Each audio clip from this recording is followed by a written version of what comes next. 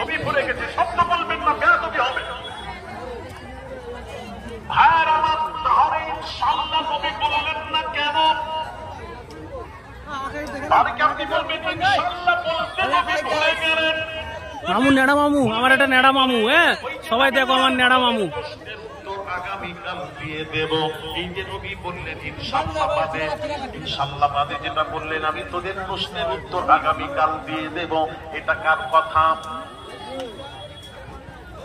আর নবী বলছেন আমি যা বলি আল্লাহর কথা। তাহলে কথা কার? তাহলে কথা আল্লাহ।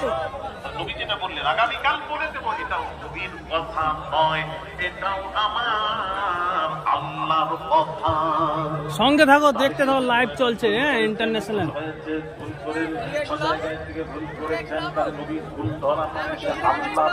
টপি, তোর টপি পড়তে হবে না, তোর বিনা হাতে কাজ চলবে, ঠিক আছে? শেষ করতে হবে।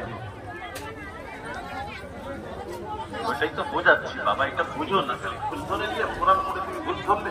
এই জন্য কোরআন কি বলছে শুনবেন। তাহলে নবী ভুল হতে পারে না।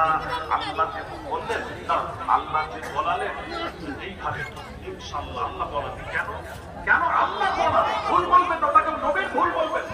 ভুল কি করে বলবেন? আপনি বলবেন না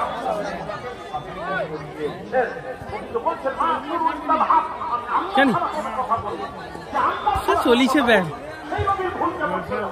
দোকান করে